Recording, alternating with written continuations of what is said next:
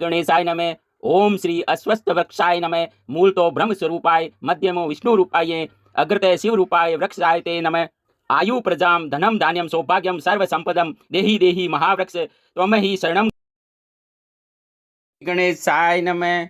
अतः 28वां अध्याय अर्थात 28वां अध्याय प्रारंभ।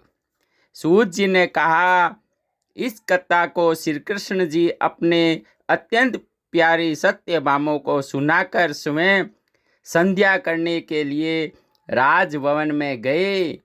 ऐसे महात्म्य से युक्त संपूर्ण पाप विनाशक विष्णु भगवान को अतिशय प्रिय तथा मुक्ति भक्ति प्रदान करने वाला कार्तिक मास कहा गया है। हरि जागरण, प्रातः काल में स्नान, तुलसी महारानी की पूजा, अंत में उद्यापन तथा कार्तिक में नित्य प्रति दीपदान, ये कार्तिक मास के व्रत के आवश्यक कार्य हैं।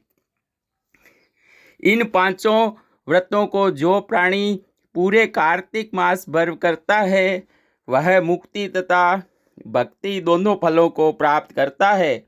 ऋषि गणों ने कहा, विष्णु भगवान का प्रिय, अधिक फल देने वाला, शरीर के रोम रोम को प्रसन्न करने वाला इतिहास पूर्वक कार्तिक मास का विचित्र माहात्म्य आपने कहा।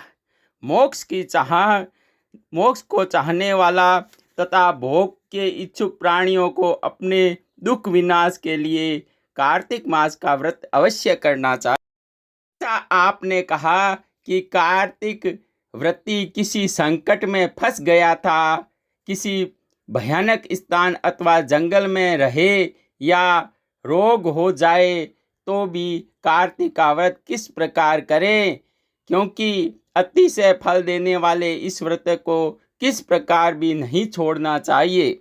सूत जी ने कहा, विपत्ति पड़ जाने पर भी धीरता के साथ शिव तथा विष्णु भगवान के मंदिर में जागरण अवश्य करें। इस मंदिरों के न रहने पर किसी भी देवता का मंदिर हो उसमें जागरण करें। गहन जंगल में अथवा किसी प्रकार की आपत्ति आ जाने पर पीपल के वृक्ष के नीचे अथवा तुलसी वन में जागरण कर सकते हैं। विष्णु भगवान के पास विष्णु के निर्मित कीर्तन करें। इस प्रकार गोदान के बराबर फल मिलता और उस कीर्तन में बाजा बजाने वाले को वाजपेयी यज्ञ के बराबर फल मिलता है और नाचने वाले प्राणी समस्त तीर्थों में स्नान करने का फल प्राप्त करता है।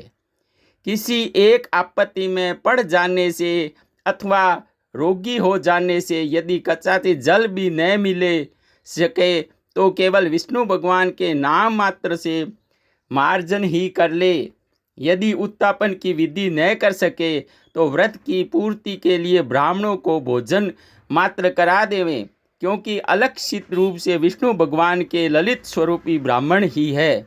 इनकी प्रसन्नता से सदा विष्णु भगवान निसंदेह प्रसन्न रहते हैं। यदि दीप दान भी न कर सके तो दूसरे के दिए हुए दीपक से, वायु आदि से खूब सावधानी के साथ उससे दीप की रक्षा करनी चाहिए और तुलसी महारानी के अभाव में वैष्णव ब्राह्मण का पूजन कर सकते हैं, क्योंकि विष्णु भगवान सर्वदा भक्तों के समीप ही रहते हैं। सबों के भी न होने पर व्रती ब्राह्मण गो, पीपल और वट की वृक्ष की श्रद्धा से सेवा करे।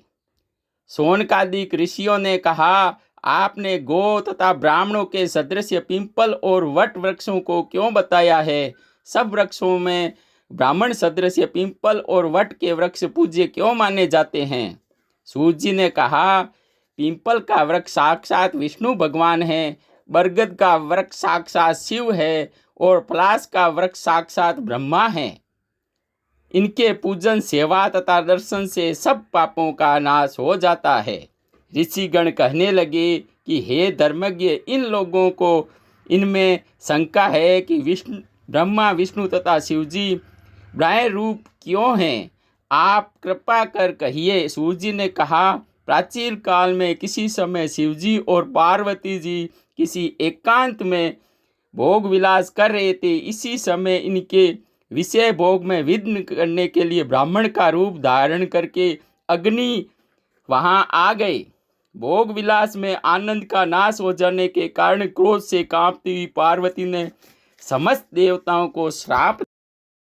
जी ने कहा, हे देवताओं, विशेष सुख को कीट पतंग आदि भी जानते हैं, जिससे आप लोगों को देवता होकर इसमें विघ्न किया है, इसलिए आप सब लोग वृक्ष हो जाओ। सूत जी ने कहा, इस प्रकार क्रोधित पार्वती जी ने श्राप देने से सब देवता वृक्ष हो गए। इसी कारण विष्णु भगवान तथा शिवजी दोनों पिंपल और वट हो गए। विष्णु का शनि देव के साथ योग होने के कारण शनिवार के दिन पिंपल की विशेष पूजा करनी चाहिए। इति श्री पद्म पुराणे भाषाटिका सहितम 28वां अध्याय समाप्तम। जय श्री कृष्णा। राधे राधे। पूर्णमदः पूर्णमिदं पूर्णात् पूर्णमुदच्यते पूर्णस्य पूर्णमादाय पूर्णमेवावशिष्यते। हेलो भक्तजनों, चैनल को लाइक व सब्सक्राइब जरूर कीजिएगा, शेयर जरूर कीजिएगा। धन्यवाद। राधे कृष्ण, राधे कृष्ण। 29वें अध्याय का लिंक नीचे डिस्क्रिप्शन में दिया गया है। धन्यवाद। जय श्री कृष्ण। राधे राधे।